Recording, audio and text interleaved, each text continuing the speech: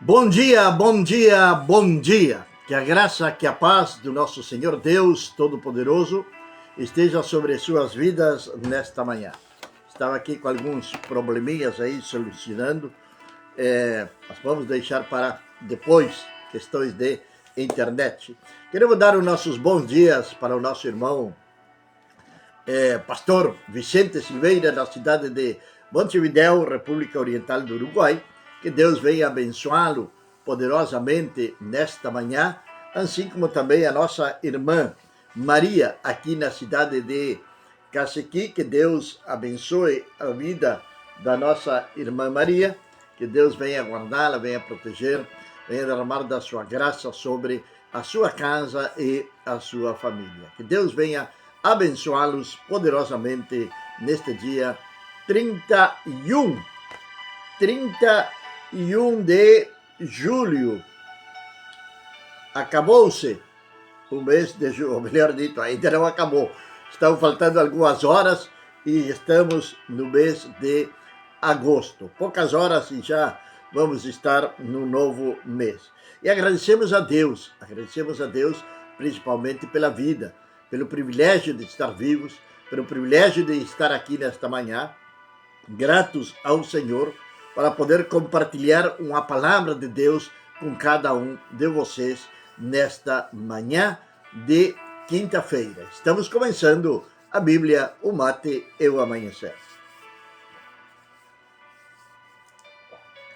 Palavra de Deus, capítulo número 3, verso número 1. Então, do livro de Neemias. Neemias, capítulo número 3, verso número 1.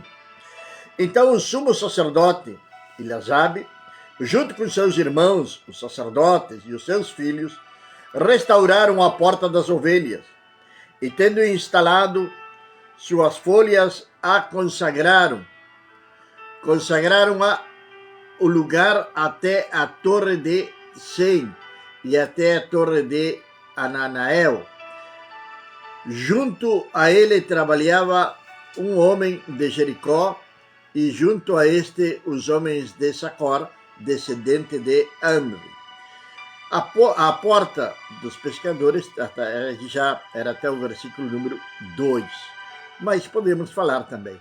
A porta dos pescadores a reconstruíram os filhos de Sinai, e eles instalaram e montaram suas folhas, seus ferrolhos e as suas barras. Estamos falando do livro de Neemias. No dia de ontem, estivemos falando de porta também. No dia de ontem estivemos falando de porta. Porque Jesus Cristo disse: eu sou a porta. Vamos lá. Aí passo para minha esposa, que já está aqui conosco, e aí ela vai se fazer cargo do chimarrão, em nome de Jesus. Bem, Neemias, capítulo número 3. Neemias foi um homem que restaurou as muralhas e as portas da cidade de Jerusalém. Neemias, ele viveu numa época lá pelo século V antes de Cristo. E ele era daqueles homens que tinham sido levados cativos através das guerras, de tudo aquilo que tinha acontecido em Jerusalém.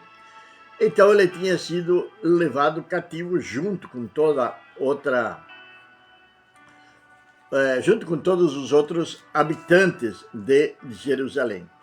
E ele era copeiro do rei Artaxerxes, rei da Pérsia. Ele era o copeiro do rei. Era aquele que servia o vinho para o rei, ou melhor dito, aquele que provava o vinho do rei para ver se não estava envenenado ou não. Ou seja, o trabalho dele era um constante risco de vida. Se alguém quisesse envenenar o rei, o primeiro que iria morrer seria Neemias. Mas também eram pessoas de extremada confiança ali no reino, que estavam ali na corte do rei. Eram pessoas de extremada confiança do rei. Ele vai receber a notícia de que as portas de Jerusalém, as muralhas, estão tudo por terra, está tudo no chão. Veio um homem chamado Anã, um dos meus irmãos, ele e alguns homens judeus, e lhes perguntei pelos judeus que restaram do cativeiro e também pela cidade de Jerusalém. Então os homens aos quais consultei me responderam: os homens que escaparam do cativeiro agora estão lá na província e se encontram em grande dificuldade, em extremo opróbrio, e eis que a muralha de Jerusalém está derribada e as suas portas consumidas pelo fogo. Luciano, bom dia, que Deus abençoe poderosamente a sua vida lá em São Miguel, em São Paulo, zona leste. Que Deus venha abençoá-lo poderosamente, meu irmão, sobre sua família, sobre sua casa, que a presença de Deus e a proteção de Deus esteja sobre vocês e livre de todo homem ou de toda mulher perverso, mal intencionado. Que tenha um dia abençoado. Então, quando Neemias recebe esta notícia, ele recebe esta notícia e o coração dele se entristece. Agora tinha um problema, que ninguém podia estar triste na frente do rei, mesmo que esse rei fosse o causante do cativeiro dele, aquele que eu tinha feito mal. Mas Neemias tinha que estar sempre com a cara contente frente àquele rei. Imagine uma pessoa está presa, mas sempre tem que estar com seu rosto alegre, presa injustamente, levada à força para o palácio do rei, colocado ali num lugar que ele talvez nem desejaria estar. Mas Deus tem os seus mistérios, vamos falar assim. Por alguma razão, Neemias estava ali ao lado do rei. Quando ele recebe estas notícias lá na cidade de Suzã, lembra que a cidade de Suzã tem muito a ver também com a rainha Esther, lá na cidade de Suzã. Este Artaxerxes poderia ser bisneto de Assuero, que foi o esposo da rainha Esther. Agora, o povo estava no cativeiro por quê? Ele estava no cativeiro porque tinham desobedecido a Deus. Toda ação nossa, toda decisão nossa que nós possamos tomar, essa decisão ela vai trazer consigo as consequências. E as consequências que teve para o povo de Israel foi justamente o cativeiro, principalmente para o povo de Judá, por terem desobedecido a Deus, por terem ido detrás de outros deuses, por terem deixado a Deus de lado, enfim. E agora estão ali pagando as consequências. E Jerusalém, a cidade do Senhor, a cidade onde deveria ser o centro de adoração, o templo estava destruído. Foi lá Esdras para reconstruir o templo, mas as muralhas, as portas, estavam todas queimadas, derribadas. Está falando de proteção, está falando de segurança. É disso que está falando a palavra de Deus. Jerusalém estava totalmente aberta, não tinha proteção alguma, não tinha segurança alguma. Até eu me atrevo a dizer, estava ali sendo explícito para o mundo daquela época, que Deus tinha chamado a atenção de Jerusalém, que Deus tinha se afastado dali. Aquilo era um sinal da rebelião que tinham tido contra Deus. A cidade estava em ruínas, as portas estavam queimadas, tudo estava pelo chão, nada mais existia ali. As pessoas que estavam ali estavam inseguras. Situação de muitos nos nossos dias de hoje, de pessoas que estão inseguras no próprio caminho do Senhor e necessitam de uma restauração, necessitam dessa restauração tão importante na vida de cada cristão, de que somente o Espírito Santo é quem poderá fazê-lo. É o Espírito Santo quem poderá restaurar, reconstruir a vida daquele que tem se afastado do Senhor e hoje está com a sua vida em ruínas. Muralhas, portas, tudo no chão, queimado, cheio de animais silvestres. O povo que estava ali não tinha paz. E essa situação de muitos também hoje, que um dia conheceram ao Senhor, mas logo abandonaram o Senhor e hoje não estão tendo paz. E eu vou me atrever a dizer algo aqui nesta manhã. Não sei se irão concordarem ou não comigo, mas é uma percepção que eu tenho. Que a pessoa, quando se afasta de Deus, se afasta da sua congregação, deixa o povo de Deus com o qual ela congregava, com o qual ela se alegrava, com o qual ela louvava, adorava ao Senhor, com o qual ela compartilhava momentos tão bons, agora ela não tem paz. Ah, mas ela está dizendo que ela crê em Deus, somente não está congregando. Por que ela não tem paz? Porque se ela tivesse paz, ela não estaria atacando a igreja de Cristo. Isso é o que eu percebo nestes dias de hoje. Aquelas pessoas que se levantam e se afastam da igreja. Ah, porque o pastor me feriu. Ah, porque a irmã fulana de tal não me cumprimentou. Ah, porque o pastor colocou fulana de tal no louvor e não me colocou a mim. Ah, porque reconheceu o trabalho de fulano e não reconheceu o meu trabalho. E vão se afastando da presença do Senhor. E não têm paz. Não têm paz.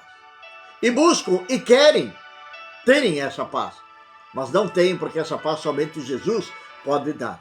E Jesus vai dar essa paz para aqueles que estão em comunhão com Ele, que caminham junto com Ele, que formam parte do corpo de Cristo. Então, aquelas pessoas que estavam ali em Jerusalém estavam sofrendo.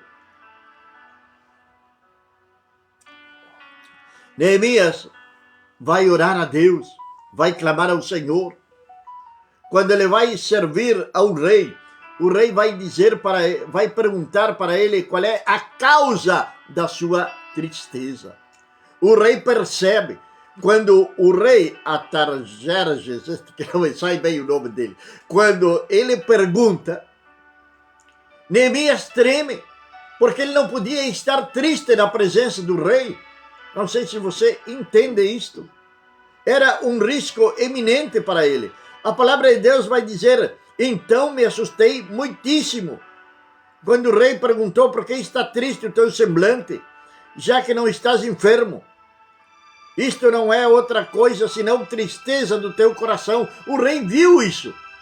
Então está dizendo, Neemias, então me assustei muitíssimo. Ele tremeu, ele se assustou. Ele deve ter pensado, minha cabeça vai rolar, porque ele não poderia estar triste na presença do rei.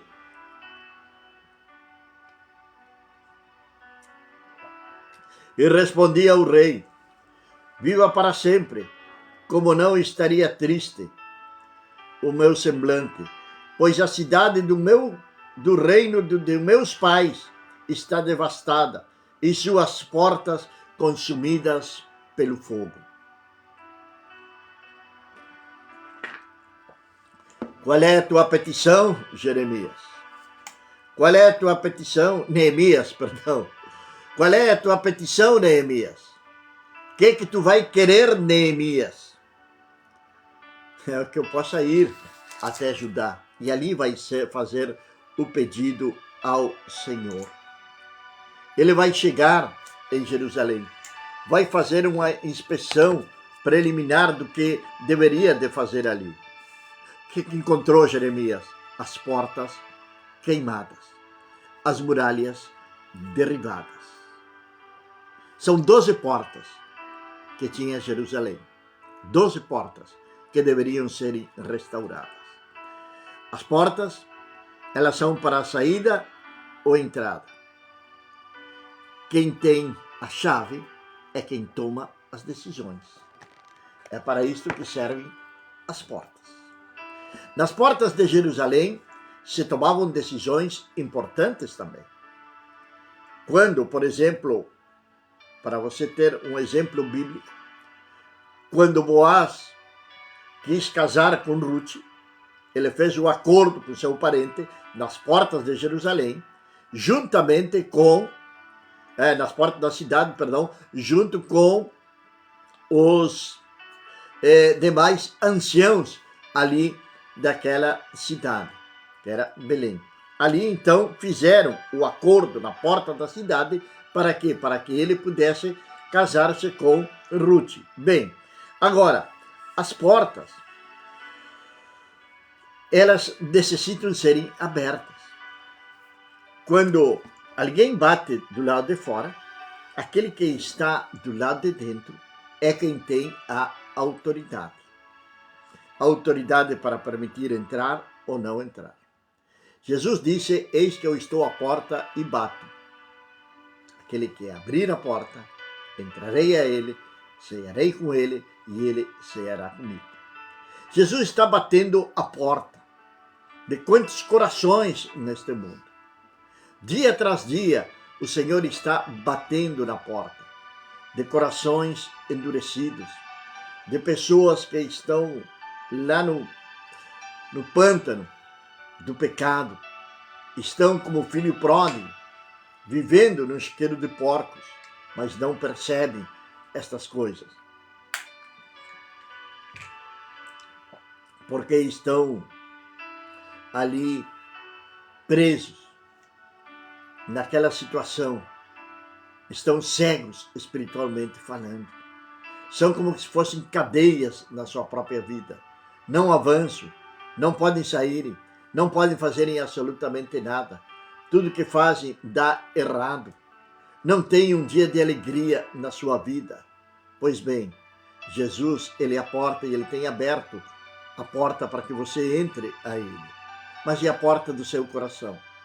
Por que você não abre a porta do seu coração neste dia para Jesus?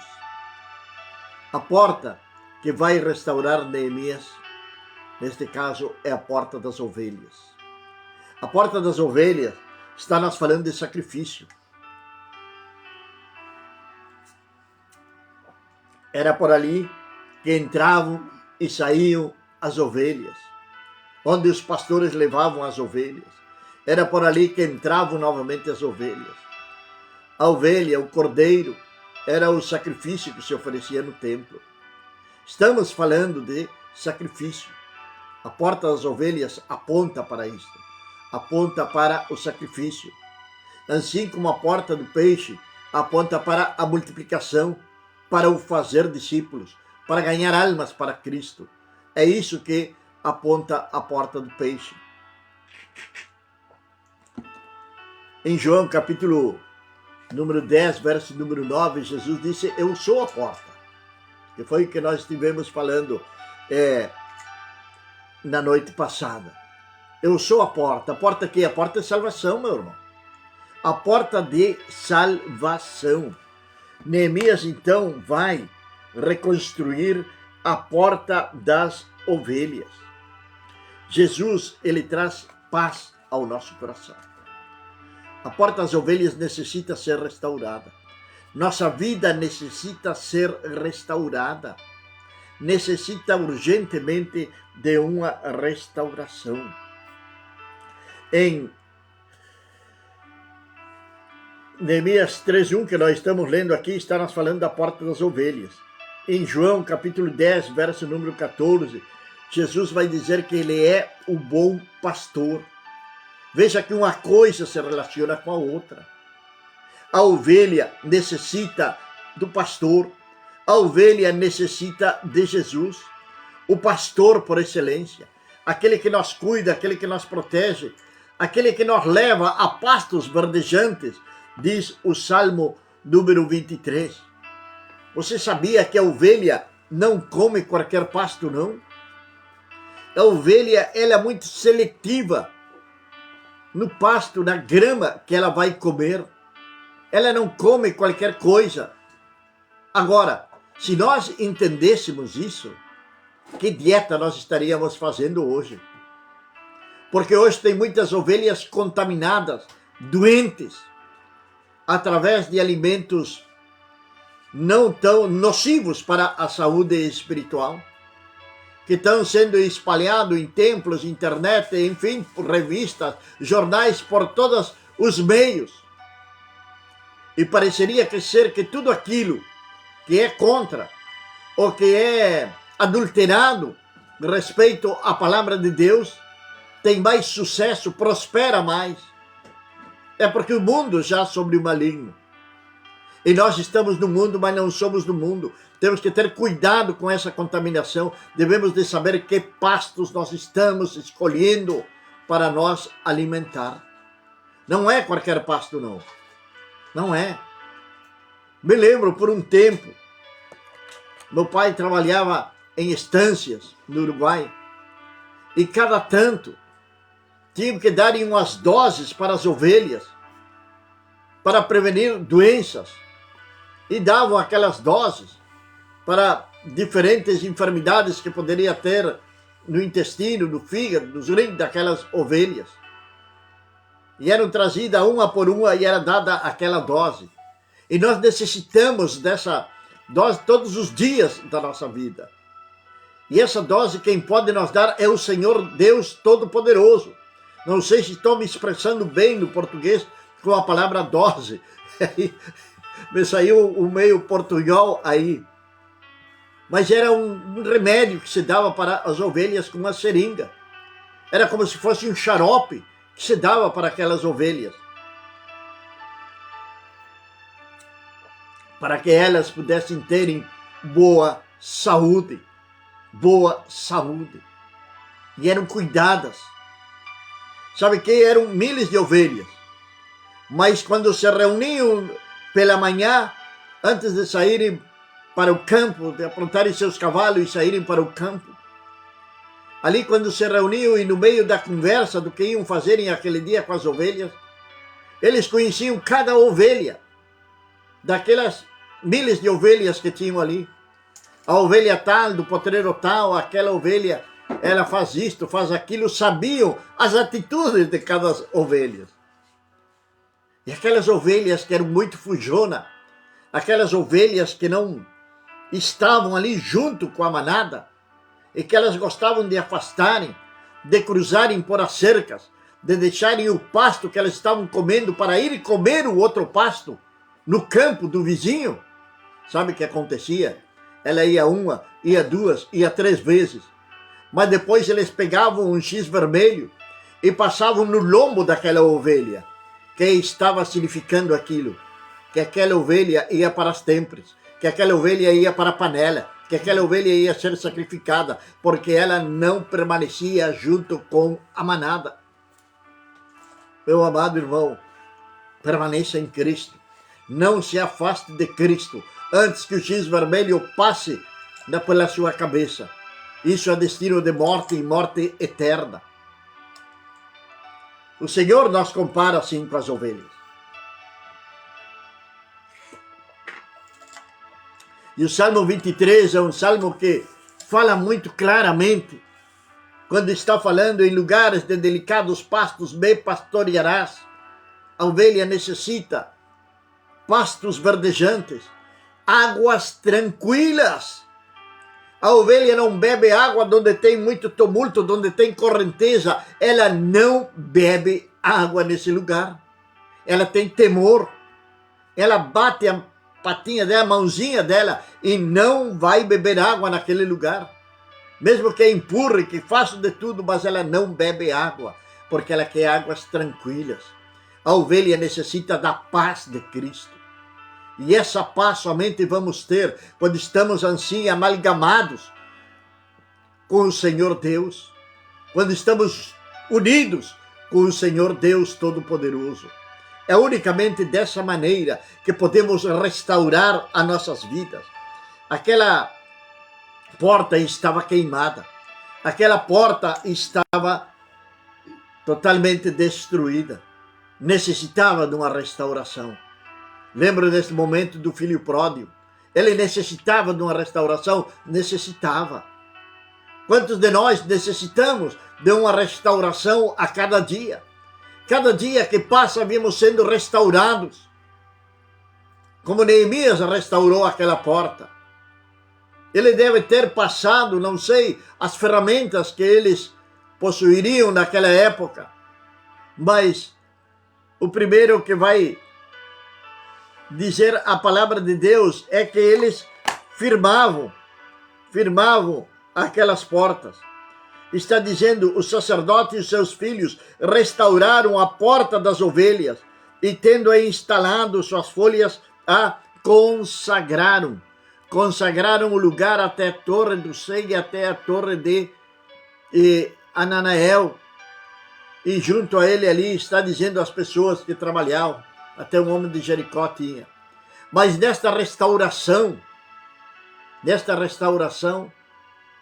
quantos excessos devem terem tirado da porta? Deveria ter sinais de queimaduras. Deveria ter sinais de pedras, de flechas. E eles foram restaurando, foram limpando aquela porta das ovelhas. Necessita ser totalmente limpa. Outra característica que tem a ovelha, e que eu vivi isto e que até algumas vezes fiz, é que a ovelha, quando começa a crescer muito a lã da ovelha, ela necessita, primeiro de tudo, fazer cada tanto uma limpeza nos seus olhos. É como se fossem as sobrancelhas, começa a lã começa a tapar a visão da ovelha. E tem umas ervas, tem uns espinhos, eu não sei bem o nome em português, mas é algo relacionado com capim-anone. E aquilo vai pegando todas aquelas sementinhas, aqueles espinhozinhos, tem uma pontinha, vão ficando na lã da ovelha, e muitas vezes vai entrar no olho e vai machucar aquele olho. Então é necessário, cada tanto, trazer todas aquelas ovelhas para o curral, e ali então, com a tesoura, ir limpando aquele excesso de lã que tem nos seus olhos, para que ela venha ter uma visão melhor. E esse é o trabalho do Espírito Santo nas nossas vidas. Dia a dia, ele está limpando e está cortando aqueles excessos que muitas vezes nós temos nas nossas vidas. Nós não estamos vacinados contra esses excessos. O orgulho pode vir de qualquer maneira. Sabe, o pastor que tive, já hoje ele está com o Senhor, ele sempre me dizia isto: Juan Carlos, quando alguém te bater no lombo e te fazer que a mensagem foi boa, tem cuidado. Não recebe isso na tua vida. não recebe. Aqueles que vêm e te batem no lombo e que te dizem, ai, como tu é bom, como tu é isto, como tu é aquilo, que tu é o melhor aqui, que tu, às vezes vêm e dizem até, tu é melhor que o pastor, tu prega melhor que o pastor. Cuidado com isso, porque ali vem o orgulho e vai ser necessário cortar, vai ser necessário limpar, vai ser necessário restauração. E a restauração dói a restauração. Muitas vezes, quando você ia limpar aquelas ovelhas, e principalmente quando me tocava a mim, que pegava aquela tesoura, e muitas vezes dava aqueles beliscão, cortava a pele da pobre ovelha, e ela saltava, pulava de dor. Muitas vezes acontece isso também nas nossas vidas, amados. Que possamos ter essa restauração gloriosa do nosso Senhor. Restauração no ministério, restauração na família, restauração dos seus sonhos, restauração da sua própria vida em Cristo Jesus. Eu não sei por que saiu esta mensagem, mas tinha outras coisas muito diferentes para falar sobre a porta. Muito diferente disto que nós falamos nesta manhã. Tenho aqui, está tudo aqui anotadinho, mas não foi utilizado. Talvez tenha alguém que está necessitando de uma restauração.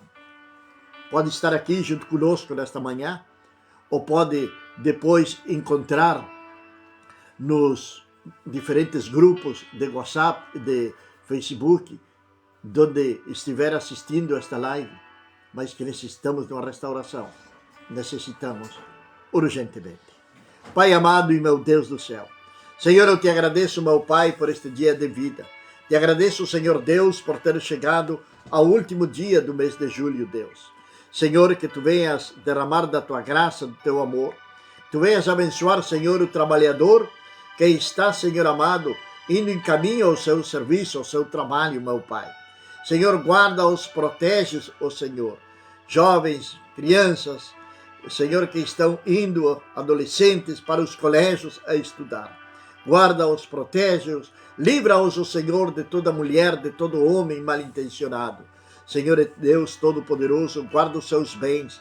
Guarda-os, Senhor eterno, ali na sala de aula, meu Pai. Senhor, protege suas mentes, meu Deus.